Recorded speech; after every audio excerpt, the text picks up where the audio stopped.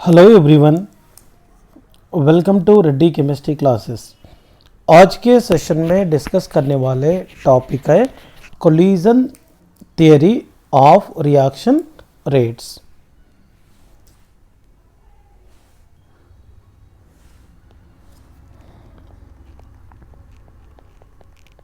Collision theory of reaction rates.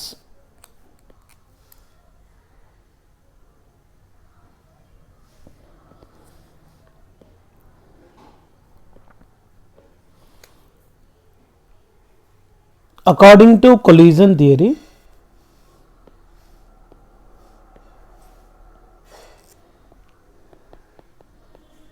according to collision theory, reactants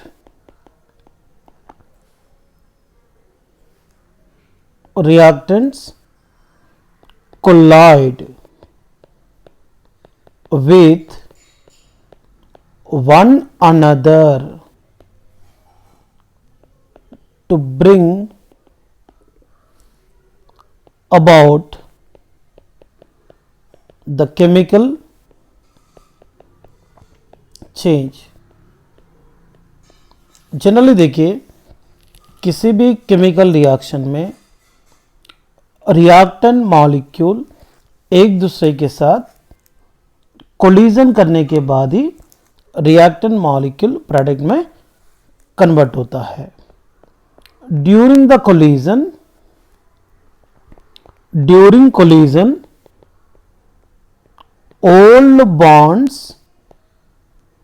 old bonds break and new bonds are formed। तो collision होने के बाद reactant molecule के बीच में रहने वाले ओल्ड बॉन्ड्स ब्रेक होता है और नए बॉन्ड्स फॉर्मेशन होने की वजह से प्रोडक्ट का फॉर्मेशन होता है।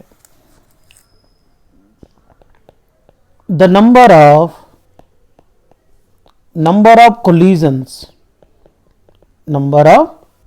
collisions that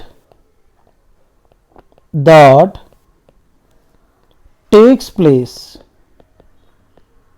per second per unit volume in the reaction mixture is called collision frequency, that is Z. Collision frequency, that is Z. The collision frequency is very high for gaseous reactions, that is about 10 power 25 to 10 power 26. The collision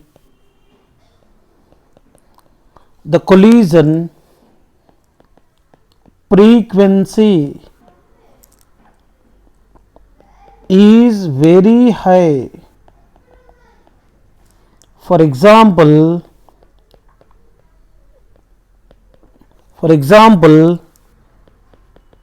in gaseous reaction, it is about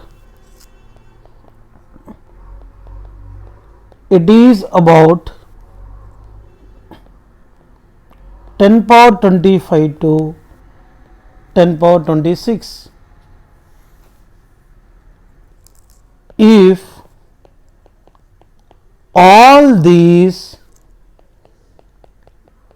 collisions were effective the reactions, effective the reactions, effective the reaction would have been completed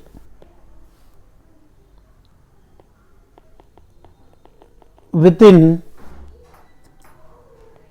no time, but actually it is not so. Hence, all the collisions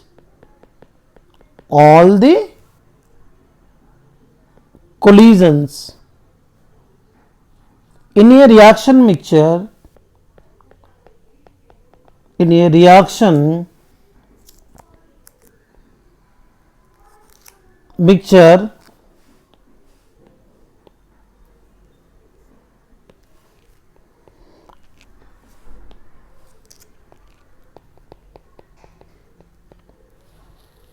are not effective, not effective in bringing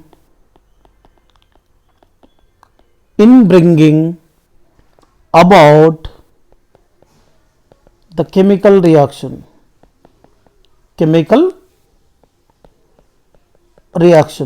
इसका मतलब एक बात समझ लीजिएगा,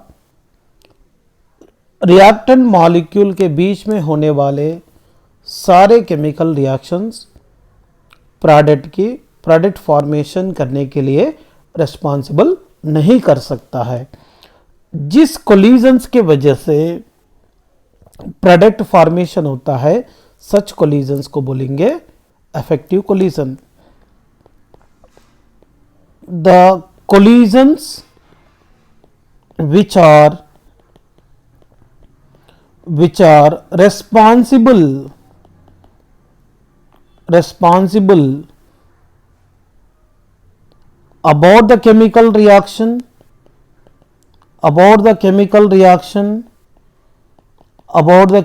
reactions is called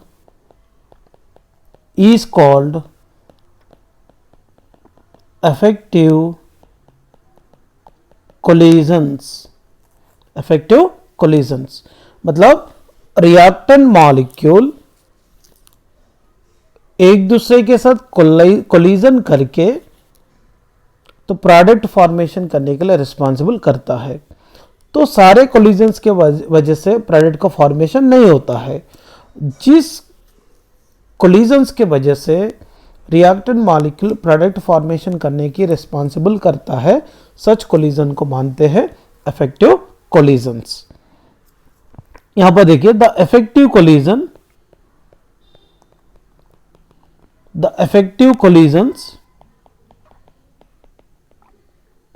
are those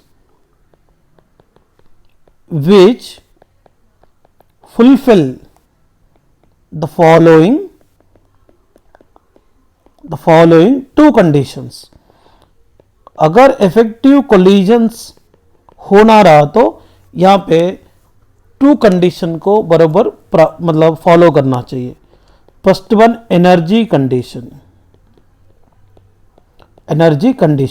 reactant molecule effective collision में involve होकर product को formation करना रहा तो इसके पास सफिशिएंट अमाउंट ऑफ एनर्जी होनी चाहिए। अगर इसके पास sufficient amount of energy available नहीं है तो वो प्रोडक्ट फॉर्मेशन करने के लिए रिस्पॉन्सिबल नहीं होगा।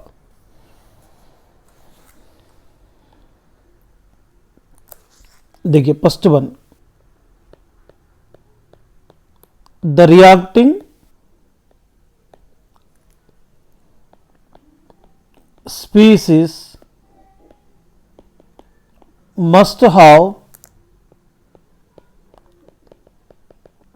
sufficient energy to break the bonds, that is to make the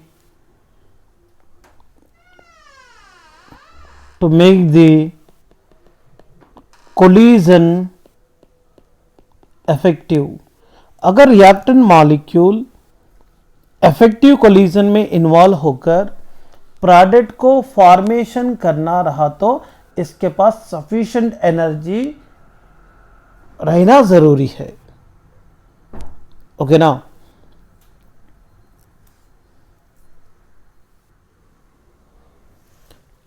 यहां पे देखिए रिएक्टेंट मॉलिक्यूल के पास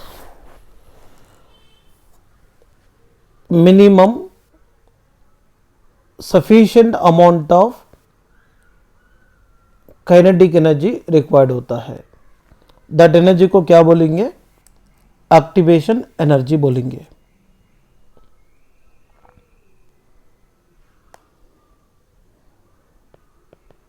for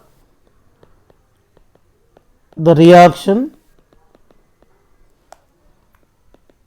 to occur, the colliding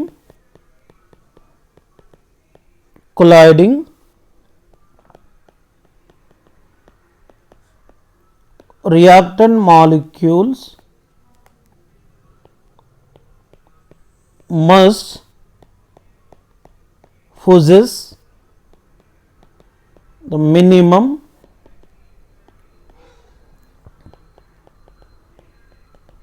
kinetic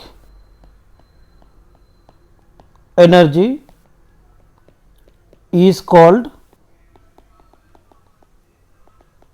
activation energy।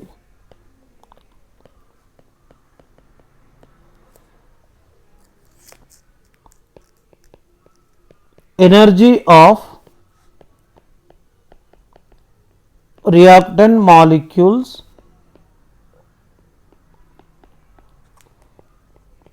are less than activation energy is not responsible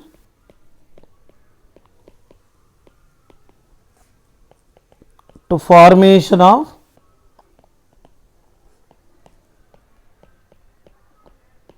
product, formation of product।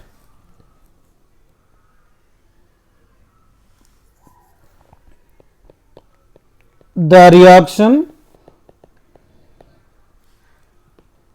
would only occur, अगर reactant molecule product को formation करना रहा तो activation energy से equal energy और ज़्यादा energy रहा तो ही वो प्रोडक्ट को फॉर्मेशन कर सकता है। The reaction would only if colliding molecules possess kinetic energies equal to or greater than activation energy। तो मतलब यहां पे रिएक्टेंट मॉलिक्यूल इफेक्टिव कोलिजन में इन्वॉल्व होकर प्रोडक्ट को फॉर्मेशन करना रहा तो इसके पास रहने वाले एनर्जी एक्टिवेशन एनर्जी को इक्वल और एक्टिवेशन एनर्जी से ज्यादा रहना पड़ता है। नेक्स्ट वन,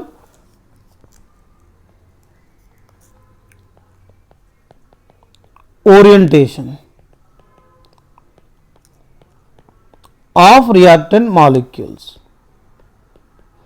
रिएक्टेंट मॉलिक्यूल के पास सफिशिएंट काइनेटिक एनर्जी रहने के बावजूद भी समटाइम्स प्रोडक्ट का फॉर्मेशन नहीं हो सकता है, स्पेशली कॉम्प्लेक्स मॉलिक्यूल्स के लिए, क्योंकि इसके बाद सफिशिएंट एनर्जी के साथ साथ में रिएक्टेंट मॉलिक्यूल प्रॉपर तरीके से एक दूसरे के साथ ओरिएंटेशन करना ज़रूरी है, अदरवाइज वहाँ पर प्रोडक्ट का फॉर्मेशन नहीं हो सकता है। मगर सिंपल रिएक्शंस के लिए, सिंपल मॉलिक्यूल्स और सिंपल आयन्स एक दूसरे के साथ कोलिजन होकर प्रोडक्ट को फॉर्मेशन करना रहा तो वहाँ पे sufficient kinetic energy condition suitable होता है। मगर कॉम्प्लेक्स रिएक्शन के लिए सफिशिएंट काइनेटिक एनर्जी के साथ साथ में रिएक्टेंट मॉलिक्यूल प्रॉपर तरीके से ओरिएंटेशन करना चाहिए। देखिए, the requirement for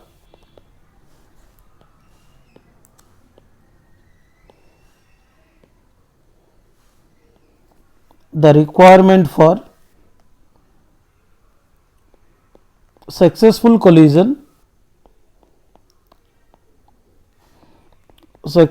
collision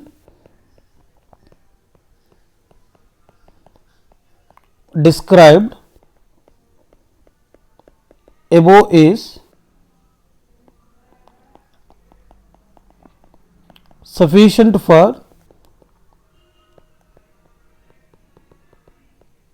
reactions involving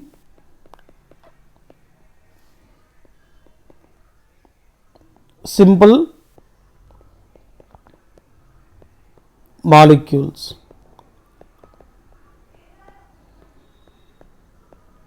However, not for those involving complex molecules. Okay, simple reaction के लिए sufficient kinetic energy condition applicable होता है, मगर कॉम्प्लेक्स मॉलिक्यूल के लिए नहीं है। फॉर एग्जाम्पल मैं आपको समझाना चाहता हूं, यहां पर ए और ए, बी और बी है, ये दोनों के बीच में प्रॉपर ओरिएंटेशन हो रहा है,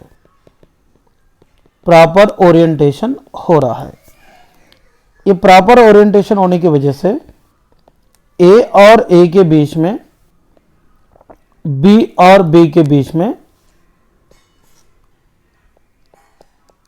बॉन्ड ब्रेकिंग होते जा रहा है। बट ए और ए के बीच में बॉन्ड ब्रेकिंग हो रहा, बी और बी के बीच में बॉन्ड ब्रेकिंग हो रहा, और न्यू बॉन्ड ए और बी के बीच में बनते जा रहा है, यहां पे bond making and bond breaking दोनों साइमल्टेनियसली होते जा रहे हैं। बाद में ए और ए के बीच में, बी और बी के बीच में बॉन्ड ब्रेक होने के बाद यहाँ पे ए बी का फॉर्मेशन हो चुका है, मतलब यहाँ पे प्रोडक्ट का फॉर्मेशन हो चुका है। अगर रिएक्टेंट मॉलिक्यूल के बीच में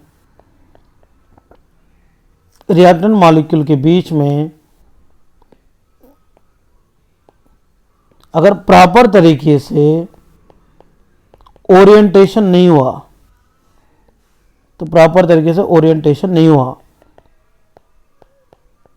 तो यहां पर प्रोडक्ट की फॉर्मेशन नहीं हो सकता, इम्प्रॉपर ओरिएंटेशन है, नो प्रोडक्ट, या प्रोडक्ट का फॉर्मेशन हो ही नहीं सकता। मतलब यहाँ पे रिएक्टेंट मॉलिक्यूल को कंपल्सरी प्रॉपर ओरिएंटेशन होना भी जरूरी है। ओके,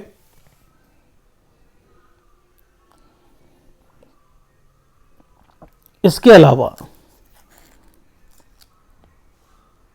पोटेंशियल एनर्जी,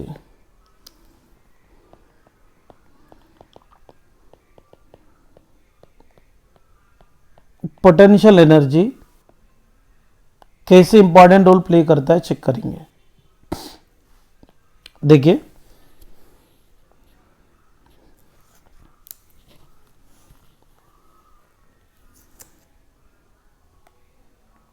ए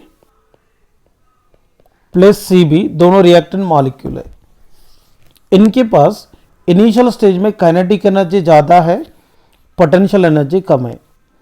ए और सी बी ने अपने पास रहने वाले काइनेटिक एनर्जी को पोटेंशियल एनर्जी में कन्वर्ट करने के बाद पोटेंशियल एनर्जी बढ़ना चालू होता। पोटेंशियल एनर्जी बढ़ने के बाद धीरे धीरे एनर्जी को यूज़ करके का सी एंड बी के बीच में रहने वाले बॉन्ड को ब्रेक करने के लिए यूज़ करेंगे। साइमल्टेनियसली ए और सी के बीच में बॉन्ड फॉर्मेशन करने के लिए यूज़ करेंगे। तो जिस स्टेज में bond breaking and bond making होता है, दैट स्टेज को कहते हैं एक्टिवेटेड कॉम्प्लेक्स। दैट कॉम्प्लेक्स को कहते हैं एक्टिवेटेड कॉम्प्लेक्स। इसके बाद क्या होगा, इसके पास इंक्रीज हुआ पोटेंशियल एनर्जी को यूज़ करके सी और बी के बीच में बॉन्ड को कम्प्लीटली ब्रेक करते हुए ए और सी के बीच में बॉन्ड को कम्प्लीटली फॉर्मेशन करने की वजह से ए सी एंड बी मिला है। देखेंगे ये कैसा बनता है, ग्राफ के थ्रू मैं आपको समझा देता हूं। यहां पर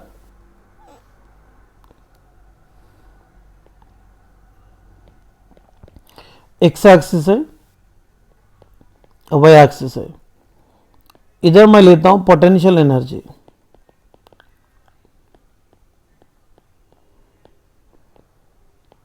यहां पे रिएक्शन कोऑर्डिनेट।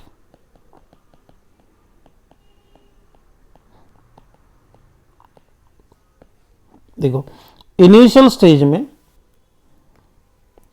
ए और सी बी के बीच में रिएक्शन होने के लिए पोटेंशियल एनर्जी ज़रूरत है, पर इसके बाद इनिशियल स्टेज में पोटेंशियल एनर्जी कम है। जैसे जैसे अपनी काइनेटिक एनर्जी को पोटेंशियल एनर्जी में कन्वर्ट करता है, ऐसे पोटेंशियल एनर्जी बढ़ते जाता है। पोटेंशियल एनर्जी बढ़ने के बाद ए और सी के बीच में बॉन्ड का फॉर्मेशन होते हुए सी और बी के बीच में बॉन्ड का ब्रेकिंग होता है। दैट स्टेज को कहेंगे एक्टिवेटेड कॉम्प्लेक्स। या पोटेंशियल एनर्जी बढ़ने के बाद वो एनर्जी को यूज़ करते करते करते ए और सी के बीच में बॉन्ड को फॉर्मेशन करते हुए, एनर्जी को यूटिलाइज करते हुए बॉन्ड को फॉर्मेशन करते हुए और सी और बी के बीच में बॉन्ड को ब्रेक करेंगे। इसलिए less energy and more stable रहने वाले प्रोडक्ट का फॉर्मेशन होता है। तो प्रोडक्ट फॉर्मेशन है, ये कौन है, रिएक्टेंट है। और ये रिएक्टेंट एंड प्रोडक्ट के बीच में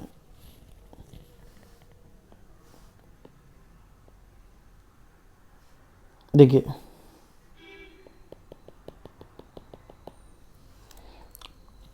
रिएक्टेंट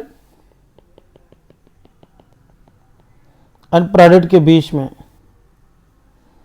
रहने वाले एनर्जी डिफरेंस को डेल्टा एच बोलेंगे। रिएक्टेंट एंड एक्टिवेटेड कॉम्प्लेक्स के बीच में रहने वाले एनर्जी होता है डिफरेंस, एक्टिवेशन एनर्जी है।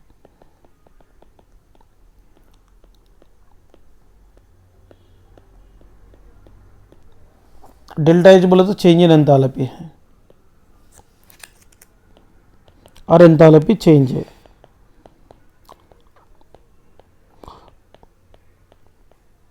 देखिए रिएक्टेंट और प्रोडक्ट के बीच में रहने वाले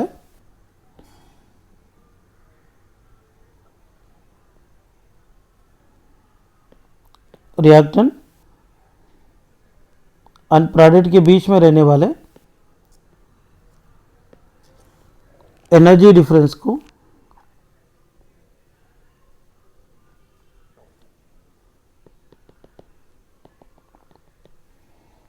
मेजर करने के लिए डेल्टा एच यूज कर रहे हैं और रिएक्टेंट और एक्टिवेटेड कॉम्प्लेक्स के बीच में रहने वाले एनर्जी डिफरेंस को मेजर करने के लिए एक्टिवेशन एनर्जी का कॉन्सेप्ट यूज़ करते हैं।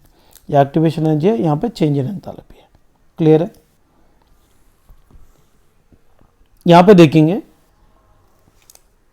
Based on the collision theory and rate law के अनुसार अरिहीनियस इक्वेशन कैसे बनता है।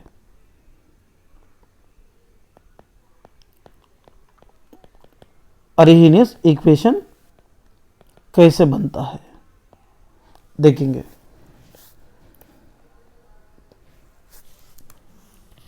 ए प्लस सी बी, इसके बाद यहाँ पे एक्टिवेटेड कॉम्प्लेक्स और product A C plus B.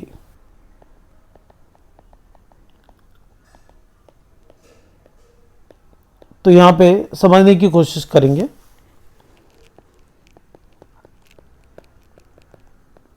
According to rate law, rate is proportional to A and CB. Rate is equal to K into A into CB है। Rate law के अनुसार rate is proportional to A, concentration of A and concentration of CB। तो rate is equal to K into A into CB। According to collision theory, according to collision theory,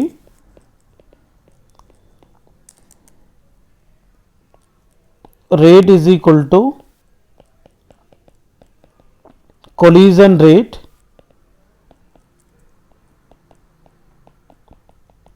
fraction of molecule with sufficient kinetic energy. इसको measure करने वाले formula minus E to the power of minus E A by R T into fraction of molecule with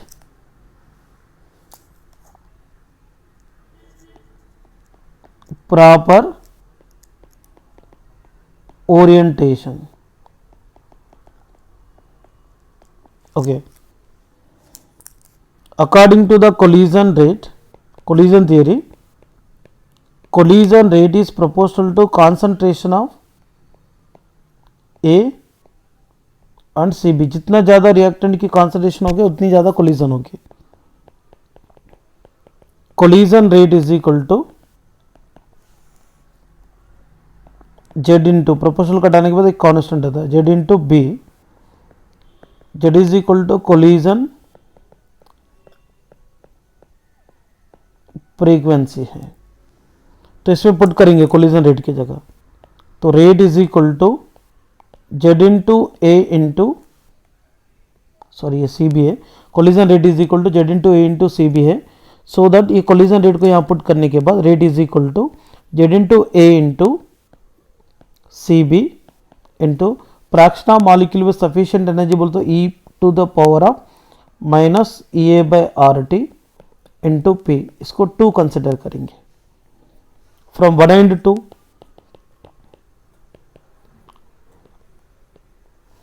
one में देखो rate is equal to K into A into CB। 2 में देखो rate is equal to Z into A into CB into E to the power of minus EA by RT into P। K into A into CB is equal to Z into A into CB into E to the power of minus EA by RT into P। AB cancel। K is equal to Z into P into E to the power of minus EA by RT, but collision frequency into fraction of molecule with proper orientation is equal to Arrhenius constant। ये A रखेंगे, K is equal to A into E to the power of minus E A by R T आता है। A बोले तो क्या है यहां पर, फ्री एक्सपोनेंशियल फैक्टर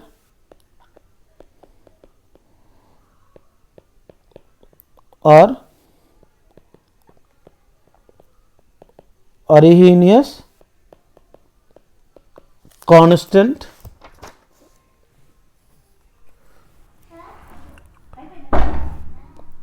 इससे पहले इक्वेशन अपन पढ़े थे, k is equal to A into E to the power of minus E A by R T का।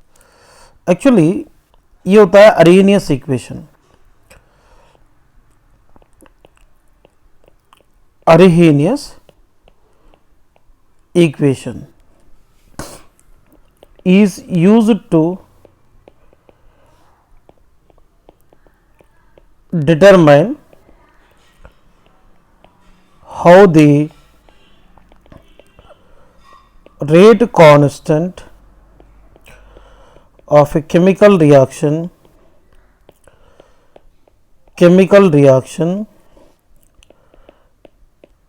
is affected by the temperature। तो temperature rate constant of A reaction को कैसे effect करता है इसके बारे में इंफॉर्मेशन मिलता है। इसमें देखते हैं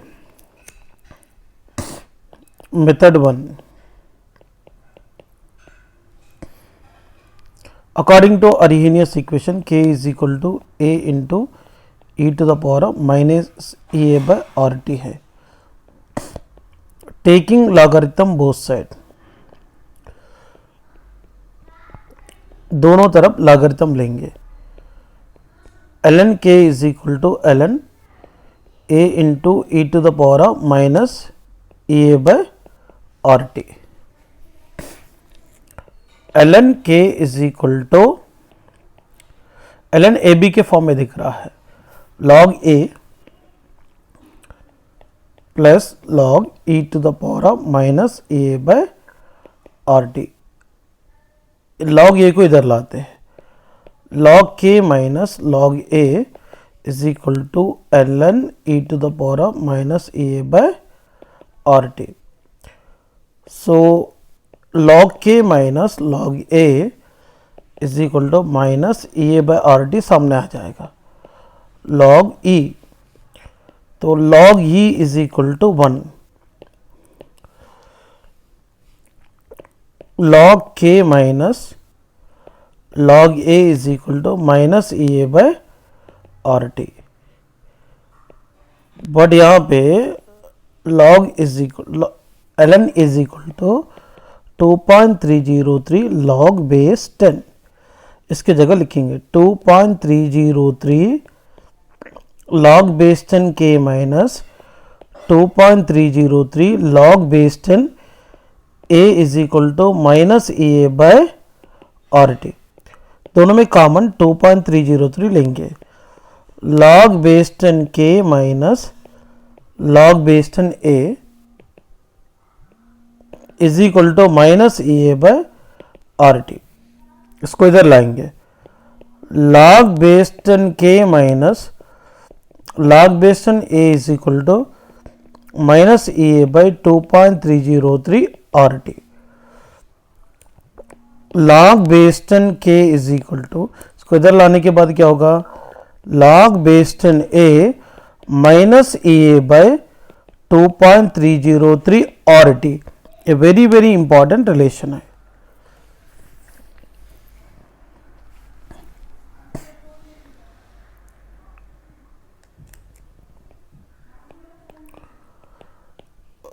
मेथड 2 देखेंगे, log base 10 k is equal to log base 10 a minus E A by 2.303 R T.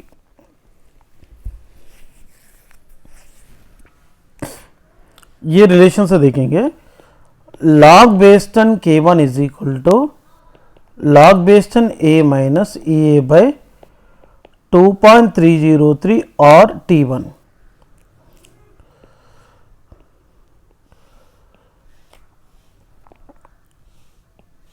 इसके बाद देखिए log based on K2 is equal to log based on A minus EA by 2.303 R T2 लिख सकते हैं, क्योंकि यह rate constant temperature पर depend करता है।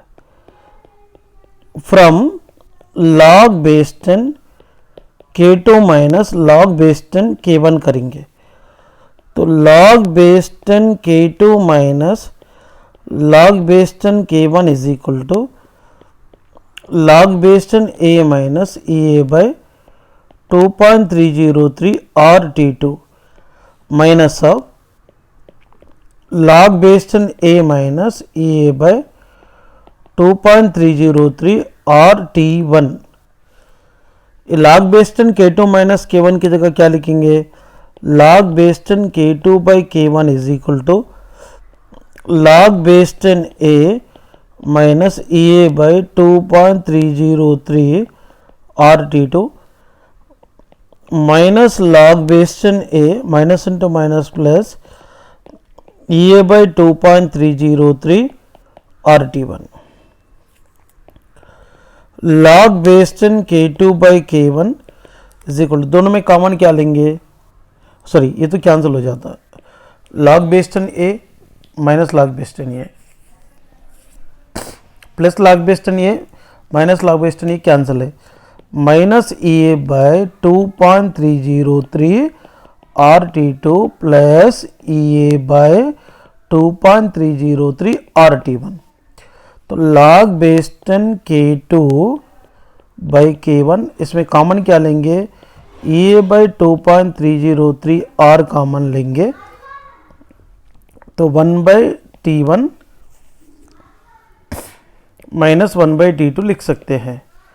और इसके बाद अपन फाइनल फॉर्मूला ऐसा भी बना सकते हैं, log based on K2 by K1 is equal to EA by 2.303 R T2 minus T1 by T1 T2 is a very very important formula से।